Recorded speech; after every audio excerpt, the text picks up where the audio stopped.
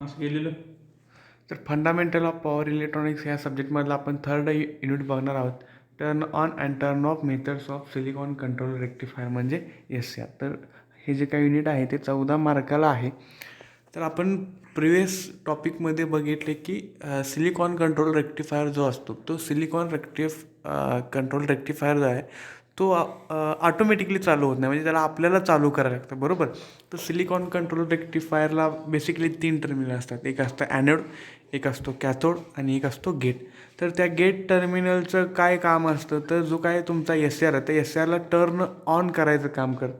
कसं असतं, normal add कसं असतो, आपण ॲनोडला बॅटरीचं पॉझिटिव्ह टर्मिनल जोडलं आणि कॅथोडला बॅटरीचं निगेटिव्ह टर्मिनल जोडलं की तो फॉरवर्ड बायास होतो आणि ॲनोडकडनं कॅथोडकडे करंट फ्लो व्हायला सुरुवात होते. बट ती जी काय केस आहे ह्या सिलिकॉन कंट्रोल रेक्टिफायरमध्ये होत नाही. का तर सिलिकॉन कंट्रोल रेक्टिफायरमध्ये तुमचा जो काही SCR आहे म्हणजे सिलिकॉन कंट्रोल रेक्टिफायर आहे तो बाय युझिंग गेट टर्मिनल काय होतो, तो टर्न ऑन होतो.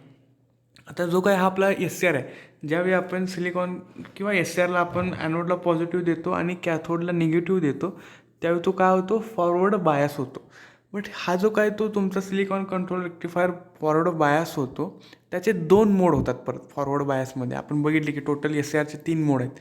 फॉरवर्ड ब्लॉकिंग मोड, फॉरवर्ड कंडक्शन मोड आणि रिव्हर्स ब्लॉकिंग मोड, बरोबर. त्यात फॉरवर्ड ज्यावेळी तुमचा SCR फॉरवर्ड बायस असतो म्हणजे ॲनोडला पॉझिटिव्ह जोडलेला असतं आणि कॅथोडला निगेटिव्ह जोडलेला असतं, त्यावेळी तो 2 मोडमध्ये वर्क करतो. एक असतो फॉरवर्ड कंडक्शन मोड आणि एक असतो फॉरवर्ड ब्लॉकिंग मोड. हा फॉरवर्ड ब्लॉकिंग मोड कधी असतो, तर ज्यावेळी आपण गेटला कुठल्याही प्रकारचा सप्लाय अप्लाय करत नाही, म्हणजे ज्यावेळी आपला IG 0 असतो, गेट करंट ज्यावेळी 0 असतो, त्यावेळी तो जो काय मोड असतो तो असतो तुमचा फॉरवर्ड ब्लॉकिंग मोड. ह्या केसमध्ये ॲनोडकडून कॅथोडकडं कुठल्याही प्रकारचा करंट फ्लो होत नाही. का तर तो ऑफ असतो, म्हणजे टर्न ऑफ असतो असं म्हणू शकता. किंवा तो जो काय इनकमिंग करंट असतो, ॲनोडकडनं येणारा करंट असतो, तो काय करत असतो, ब्लॉक करत असतो. ठीक आहे, तर त्याला आपण फॉरवर्ड ब्लॉकिंग मोड म्हणतो. मग ज्या इन्स्टंटला आपण गेटला करंट अप्लाय करतो, तो जो काही इन्स्टंट असतो त्या इन्स्टंटपासून तुमचा SCR कंडक्शनला जातो, ऑन होतो आणि मग ॲनोडकडनं कॅथोडकडे करंट फ्लो व्हायला सुरुवात होते. आणि तो जो काय करंट असतो तो आपण IA असंही म्हणतो. ठीक आहे. सो बेसिकली टर्न ऑन करण्याची जी काय मेथड असते त्याला आपण ट्रिगरिंग ऑफ SCR म्हणतो. ठीक आहे. The methods of switching off SCR from forward blocking mode, म्हणजे फॉरवर्ड ब्लॉकिंग मोडमधनं फॉरवर्ड कंडक्शन मोडला जी काय आपण किंवा SCRला नेतो त्याला आपण triggering of SCR or turning off SCR असंही म्हणतो, किंवा त्या टेक्निकला आपण ट्रिगरिंग टेक्निक असंही म्हणतो. फॉरवर्ड ब्लॉकिंग मोडमधनं फॉरवर्ड कंडक्शनला जातो त्याला आपण ट्रिगरिंग म्हणतो. ठीक आहे. तर आता त्याच्या सेव्हरल मेथड्स आहेत, म्हणजे कुठल्या कुठल्या मेथड्स आहेत, तर मोस्टली SCRला ऑन करण्याच्या ह्या फॉलोइंग मेथड्स आहेत. म्हणजे त्यातली पहिली जी आहे ती फॉरवर्ड व्होल्टेज ट्रिगरिंग आहे, दुसरी आहे टेम्परेचर ट्रिगरिंग, तिसरी आहे dV/dt ट्रिगरिंग, चौथी आहे लाईट ट्रिगरिंग आणि लास्टला आहे गेट ट्रिगरिंग. ही सगळ्यात जास्त आणि मोस्ट युजफुल अशी जी कुठली टेक्निक असेल तर ती आहे gate triggering. So gate triggering वापरून आपण नॉर्मली SCRला ऑन करतो. बाकीच्या सिम्पली हा मेथड आहे. त्यातल्या एक एक मेथड्स आपण बघू. त्यातली पहिली जी मेथड आहे ती म्हणजे फॉरवर्ड व्होल्टेज ट्रिगरिंग. तर फॉरवर्ड व्होल्टेज ट्रिगरिंगमध्ये कसं असतं बघा, तर फॉरवर्ड व्होल्टेज ट्रिगरिंगमध्ये गेट करंट काय असतो, तर गेट करंट तुमचा 0 असतो. आणि ह्या फॉरवर्ड व्होल्टेज ट्रिगरिंगमध्ये मग तुमचा SCR ऑन कसं होतो, तर इथं आपण सांगूया की SCRला ॲनोडला पॉझिटिव्ह जोडलेलं असतं, कॅथोडला निगेटिव्ह जोडलेला असतो आणि हा जो काय गेट करंट असतो हा गेट करंट ओपन असतो किंवा 0 असतो. ठीक आहे. मग ह्या केसमध्ये तुमचा SCR ऑन कसा होतो, तर आपण ज्यावेळी VI कॅरेक्टरिस्टिक्स ऑफ SCR बघितली त्यावेळीसुद्धा आपण ही फॉरवर्ड व्होल्टेज ट्रिगरिंग मेथड ही बघितलेली आहे. त्या केसमध्ये कसं असतं, ज्यावेळी तुम्ही ॲनोड आणि कॅथोड ह्या दोघांचं ॲक्रॉसचं जे काय व्होल्टेज असतं, हे जे काय व्होल्टेज आपण किंवा हे जे काय बॅटरी कनेक्ट करतो, ठीक आहे, ह्या बॅटरीचं व्होल्टेज ज्यावेळी ब्रेक ओव्हर व्होल्टेज एवढं किंवा त्यापेक्षा जास्त होतं, इथं VBO आहे बघा.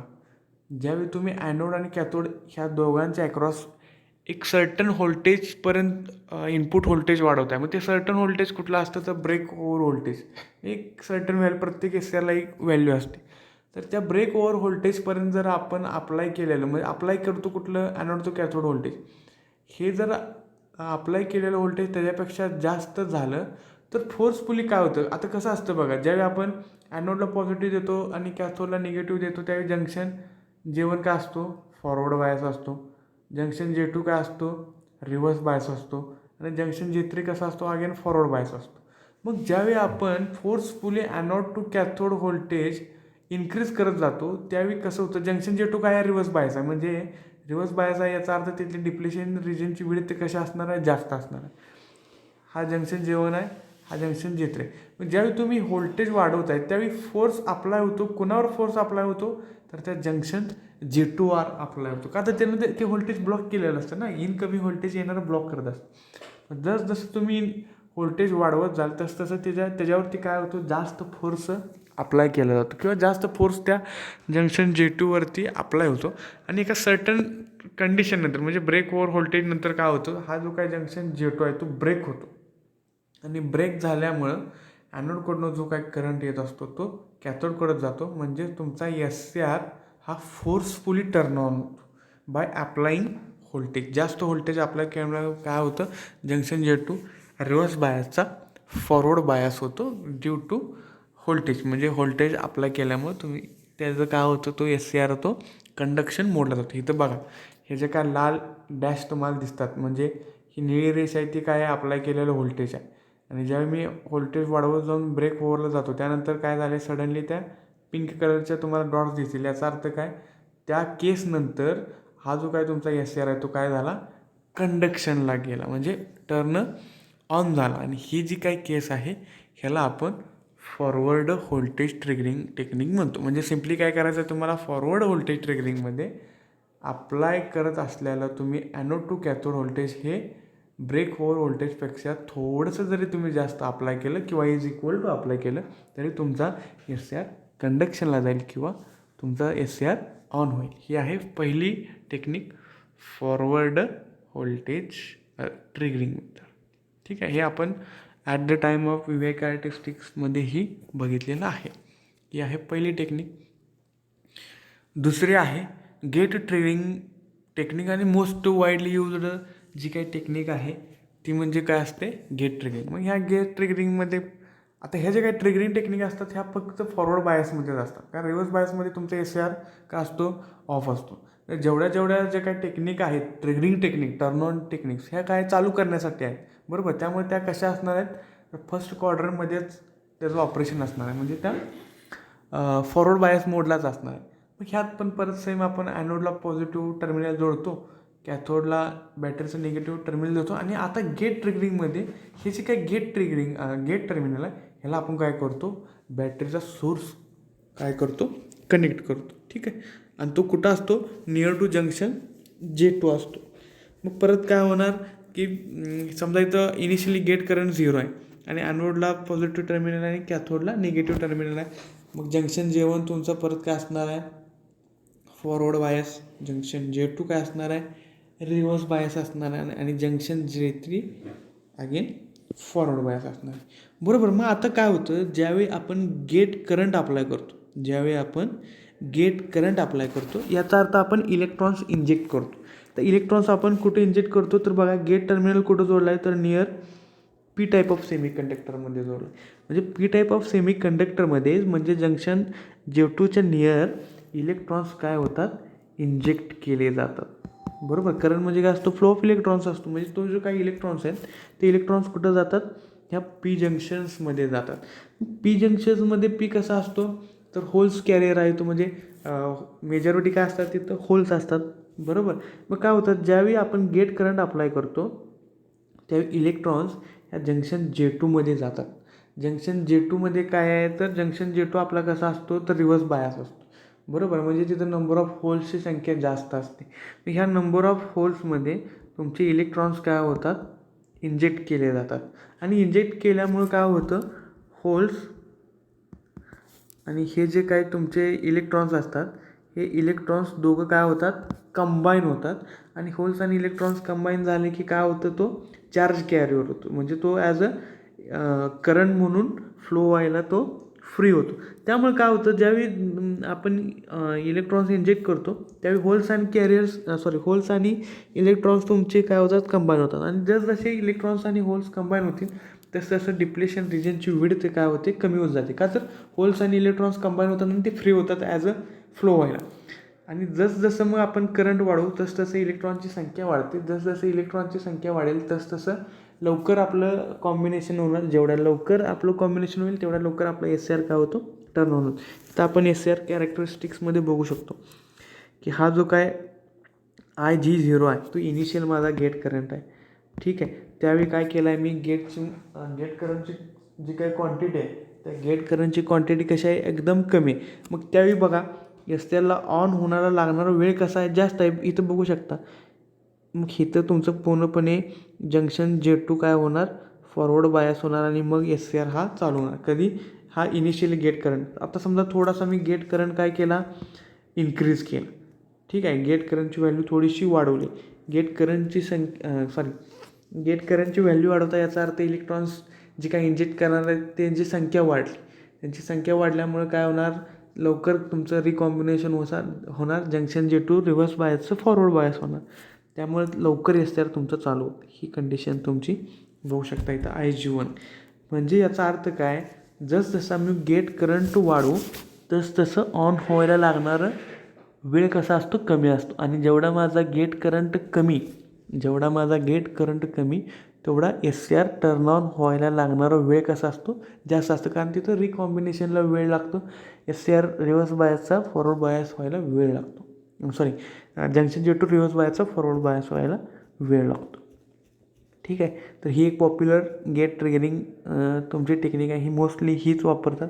आणि ह्याचे परत गेट ट्रिगरिंगचे परत डिफरंट टाईप आहेत. म्हणजे बेसिकली गेट ट्रिगरिंगचे 3 टाईप आहेत. एक असतं AC गेट ट्रिगरिंग, जिथे AC सोर्स वापरून गेटला ट्रिगर केला जातो. दुसरा असतो DC, जिथे DC सप्लाय जोडलेला असतो. आणि तिसरं आहे UJT ट्रिगरिंग किंवा त्यालाच आपण पल्स ट्रिगरिंग म्हणतो. तिथं आपण डिफरंट पल्स जनरेटिंग जे काही टेक्निक आहेत, म्हणजे UJT किंवा POT वापरून पल्स जनरेट करायचे आणि ती पल्स गेटला अप्लाय करायची आणि त्यामुळे तुमचं SCR टर्न ऑन होतं. ही एक टेक्निक आहे. तर मग गेट ट्रिगरिंगचे आपण 3 टाईप परत बघणार आहे. त्याच्यात परत ट्रिगरिंग टेक्निक किंवा जे काही ट्रिगरिंग सर्किट आहेत ते आपण ह्याच्यानंतर बघणार आहोत. ठीक आहे. तर असं असतं गेट ट्रिगरिंग.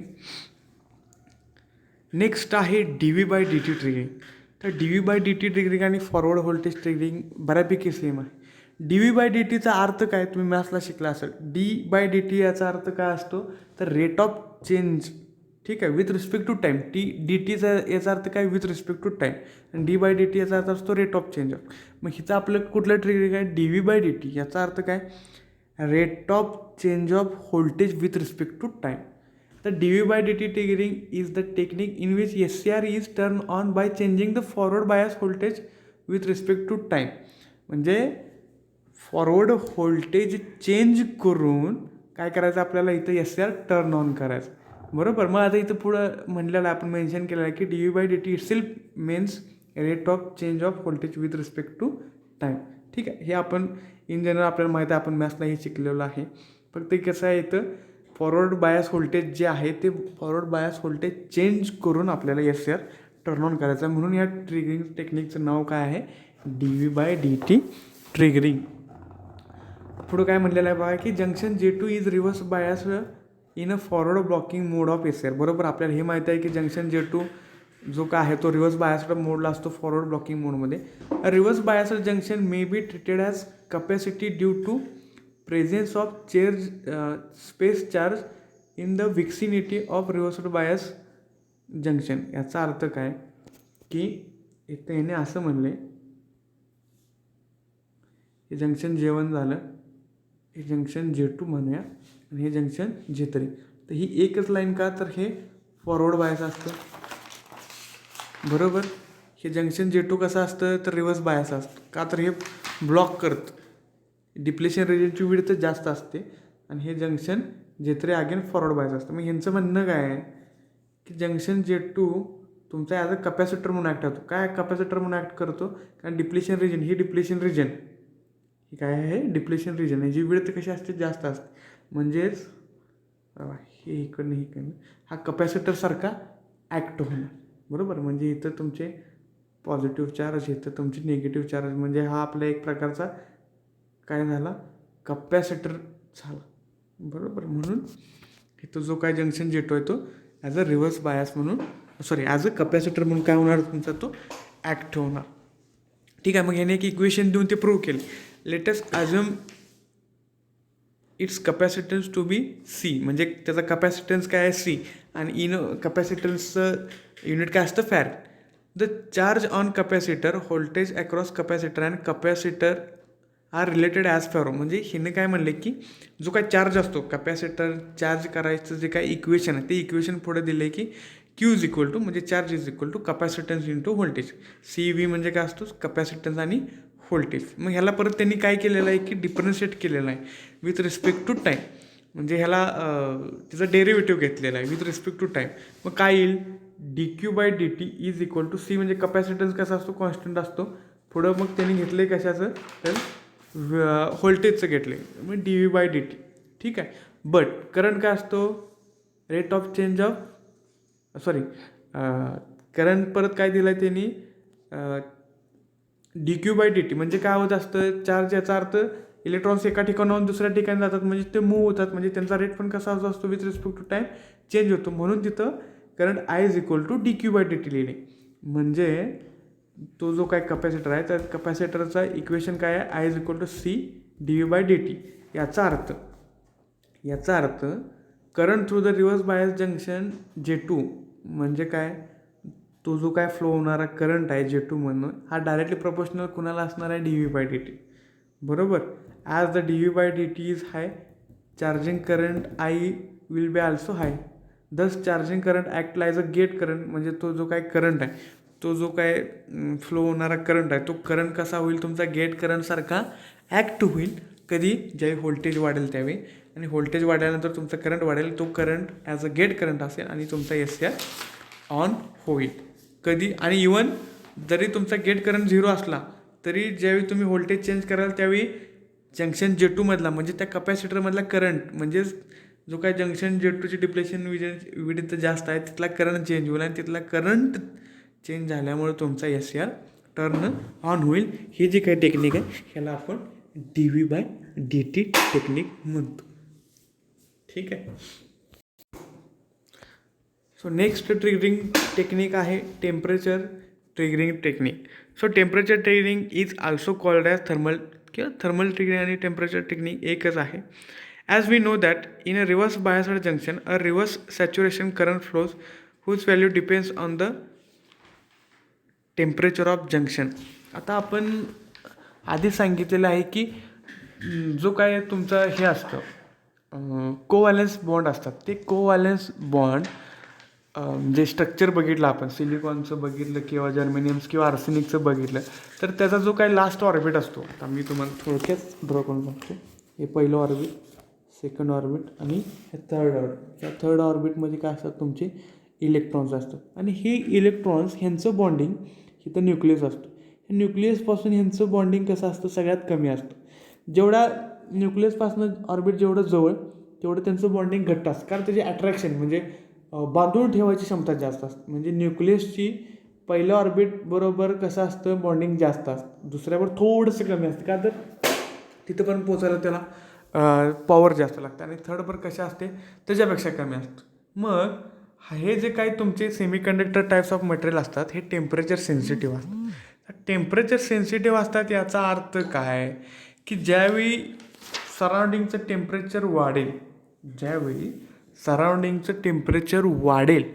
त्यावेळी काय होतात, ते जे काही टेम्परेचर असतं ते हे जे काही इलेक्ट्रॉन्स असतात लास्टच्या ऑर्बिटमध्ये, ते लास्टच्या इलेक्ट्रॉन्सच्या ऑर्बिट ती जी काही थर्मल एनर्जी असते, म्हणजे थर्मल एनर्जी याचा अर्थ जे काही टेम्परेचर आहे ते ॲब्सॉर्ब करतात, आणि ॲब्सॉर्ब केल्यामुळे काय होतं त्यांच्यातली एनर्जी वाढते, आणि ती एनर्जी वाढल्यामुळं ती इझिली हे काय करू शकतात ऑर्बिट क्रॅक करून बाहेर जाऊ शकतात, कारण त्यांच्यात तेवढी इनफ एनर्जी, म्हणजे तेवढी त्यांच्यात एनर्जी आलेली असतात की ते हे जे काय तुमचं व्हॅलन्स बॉन्ड असतो तो ब्रेक करून ते इझिली फ्री इलेक्ट्रॉन म्हणून ॲक्ट होऊ शकतात. सो त्यामुळं सेमी कंडक्टर मटेरियल कसं असतं, टेम्परेचर सेन्सिटिव्ह असतं. तसंच आपली SCRमध्ये काय असतात, SCRमध्ये आपल्याला सेम परत काय सेमी कंडक्टर आहेत. PN काय आहेत आपले, तर सेमी कंडक्टर आहेत. त्यामुळं ज्यावेळी आपलं SCRचं सिलिकॉन कंट्रोल रेक्टिफायर समजा तुम्ही एखाद्या टेम्परेचरमध्ये नेऊन ठेवला किंवा तिथलं त्या SCRच्या सराउंडिंगचं टेम्परेचर वाढवलं तर काय होणार, तर असंच तुमचं जे काही इलेक्ट्रॉन असते, इलेक्ट्रॉन्स काय होतील, ब्रेक होतील आणि ते ॲज अ फ्री इलेक्ट्रॉन म्हणून कंडक्ट होतील. बरोबर. मग जसं आपलं टेम्परेचर वाढेल तसं काय होणार, तर इलेक्ट्रॉन्स तुमचे ते जे काय लास्ट कोव्हॅलंट बॉन्ड आहेत ते ब्रेक करणार आणि ॲज अ फ्री होणार. मग सेम हीच प्रोसेस कुठं होते, तर ही सेम प्रोसेस जंक्शन J2 मध्ये होते. जंक्शन J2 मध्ये रिव्हर्स बायस असतो. तिथं काय होणार, इलेक्ट्रॉन जनरेट होणार ब्रेक होऊन आणि इलेक्ट्रॉन्स जनरेट झाले की होल्स बरोबर रिकंबाईन होणार ॲज अ फ्री इलेक्ट्रॉन म्हणून ते वर्क होणार. त्यामुळे जंक्शन J2ची जी काय विड्थ असते, जंक्शन J2ची जी काय विड्थ असते ती काय होणार, कमी होणार आणि कमी झाल्यामुळे ॲनोडकडनं इझिली कॅथोडकडे करंट काय होणार, तुमचा फ्लो होणार. ह्याला आपण टेम्परेचर ट्रिगरिंग म्हणतो. त्यामुळे सराउंडिंगचं टेम्परेचर हे रूम टेम्परेचर एवढं ठेवायचं असतं. नाहीतर काय होतं, करंट विदाऊट गेट अप्लाय करता काय होतो, तुमचा करंट फ्लो होतो. ठीक आहे. आणि लास्टची जी काय आहे, लास्टची ट्रिगरिंग मेथड आहे लाईट ट्रिगरिंग मेथड. आता ह्यात कसं असतं, तर लाईट ट्रिगरिंग मेथडमध्ये जंक्शन J2 जे काय असतं, हे जंक्शन J2 फोटोव्होल्टाईक मटेरियलपासून बनवलेलं असतं. याचा अर्थ काय, ते लाईट ॲब्सॉर्ब करायची त्यांच्याकडं कपॅसिटी असते. म्हणजे गेट टर्मिनल रिमूव्ह करून तिथं काय केलेलं असतं, गेट टर्मिनल रिमूव्ह करून तिथं फोटोव्होल्टाईक किंवा फोटो सेन्सिटिव्ह मटेरियल बसवलेलं असतं. ठीक आहे. मग लाईट ट्रिगरिंग याचा अर्थ काय, समजा मी ॲनोडला पॉझिटिव्ह टर्मिनल बॅटरीचं पॉझिटिव्ह टर्मिनल जोडलं, कॅथोडला बॅटरीचं निगेटिव्ह टर्मिनल कनेक्ट केलं. आता मला SCRला ऑन करायचं. मग आपण माहीत आहे आपल्याला SCR ऑन कधी होतो, जेव्हा मी गेटला सप्लाय देऊ त्याच इन्स्टंटला मला काय होतं, SCR माझा टर्न ऑन होतो. अदरवाईज काय होतं, टर्न ऑन होत नाही. बरोबर. तर आपल्याला माहीत आहे की ठीक आहे, ॲनोडला पॉझिटिव्ह टर्मिनल कनेक्ट केलं बॅटरीचं, कॅथोडला निगेटिव्ह केलं तर तो फॉरवर्ड ब्लॉकिंग मोडला जातो. आता फॉरवर्ड ब्लॉकिंगमधनं मला तो काय करायचा आहे, फॉरवर्ड कंडक्शन मोडला न्यायचा आहे. मग काय केलं पाहिजे, गेटला सप्लाय अप्लाय केला पाहिजे. तर इथं लाईट ट्रिगरिंगमध्ये कसं असतं, तो जो काय करंट आहे तो फोटॉन्सपासून घेतला जातो. म्हणजे काय करायचं, तर गेट टर्मिनलवरती लाईट इन्सिडेंट करायची. ठीक आहे. आपण मगाशी म्हणले की जो काय तुमचा गेट टर्मिनल असतो तो कसा असतो, फोटो सेन्सिटिव्ह असतो. बरोबर. मग ज्यावेळी आपण तिथं काय करणार, लाईट एनर्जी इन्सिडेंट करणार, ती लाईट इंटेन्सिटी म्हणजे असते फोटॉन. लाईटची एनर्जी म्हणजे फोटॉन्स असतात. ठीक आहे. हे जे काय फोटॉन्स आहेत, हे ज्यावेळी ह्या लाईट सेन्सिटिव्ह मटेरियलवरती पडणार त्यावेळी ती लाईट एनर्जी म्हणजेच फोटॉनची एनर्जी फोटो करंटमध्ये कन्वर्ट होते. कशामध्ये होते, फोटो करंटमध्ये. म्हणजे फोटॉन्स कन्वर्ट कशात होतात, फोटो करंटमध्ये होतात. आणि ते जे काय करंट आहे किंवा तो जो काय फोटो करंट आहे तो कुठं जातो, तर तो जातो जंक्शन J2ला, म्हणजेच P टाईप ऑफ सेमी कंडक्टरकडे जातो. आणि मग तिथं गेल्यामुळं काय होतं, तो जो काय गेट टर्मिनलला करंट मिळाला, गेट टर्मिनलला करंट झाला, याचा अर्थ काय होतं, जंक्शन J2 फॉरवर्ड बायस होतो. आणि जंक्शन J2 फॉरवर्ड झाला की काय होणार, ॲनोडकडनं करंट कॅथोडकडं फ्लो होणार, कारण ऑलरेडी जंक्शन J1 आणि J3 फॉरवर्ड बायस असतात. ही जी काय टेक्निक आहे, ह्या टेक्निकमध्ये फोटॉन्स कन्वर्ट होतात करंटमध्ये. तो करंट जातो जंक्शन J2ला, जंक्शन J2 रिव्हर्स बायसला फॉरवर्ड बायस होतो. ऑलरेडी जंक्शन J1 आणि J3 फॉरवर्ड बायस असल्यामुळे ॲनोडकडनं कॅथोडकडं करंट फ्लो होतो. सो ह्या टेक्निकला आपण म्हणतो लाईट ट्रिगरिंग टेक्निक.